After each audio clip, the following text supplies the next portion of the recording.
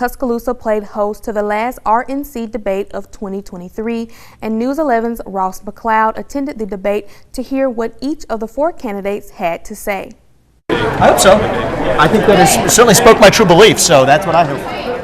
Four candidates took the stage for the last RNC debate of 2023. Vivek Ramaswamy, Nikki Haley, Ron DeSantis, and Chris Christie were all left to battle it out on the stage, but the Alabama GOP chairman believes the winner of the debate was not on the stage at all. Well, look, I'm going to say this. Let's be honest about this debate. I think if we're honest about it, we have to say the winner of this debate was Donald Trump. The other candidates had some great positions. We heard some really strong positions from some of the candidates, but I didn't see anything that was going to shake up this race. And really, as the candidates are kind of eating each other, they leave Donald Trump at the top unopposed. In many recent polls, Nikki Haley has consistently grown while taking over Ron DeSantis for the number 2 spot. And during the beginning of this debate, Haley seemed to be the center of attention. Well, you know, her best answer early on was, "We like all the attention, fellas." And secondly, when he held up that Nikki is corrupt, that's a low blow. Criticizing her religion, no. I think he demeaned himself. And she was right. I'm not going there. If you want to talk policy, if you want to talk my record, fair game. But what he showed tonight was, I guess, a pettiness, and it's more to come.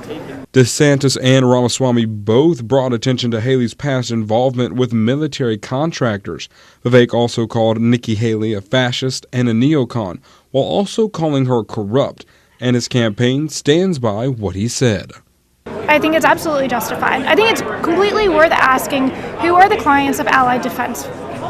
If you are pushing for war in Ukraine or in the Middle East, and you're a military contractor, are you going to profit off of those wars? That is a legitimate question to be asking somebody who's putting themselves to be the next commander-in-chief. DeSantis has not been the candidate many people believed he would be throughout the campaign. After losing points the last several weeks, DeSantis' team thinks Wednesday night's debate will move those numbers his way. Well, I think the Newsom debate and tonight were both spectacular home runs for the governor. They're actually, of the 5 debates, they're his 2 best.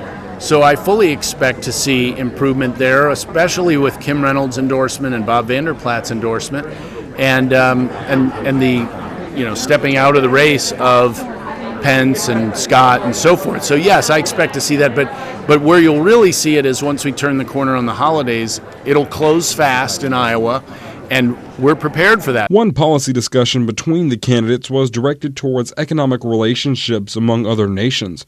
All of the candidates agree that our nation's reliance on China is a top priority. Chris Christie went on to say that economic relationships are less important than national safety. Reporting from Tuscaloosa, Ross McLeod, WTOK News 11. The candidates are preparing for what could be the biggest day of the campaign yet, and that is the Iowa caucus, which is just 6 short weeks away.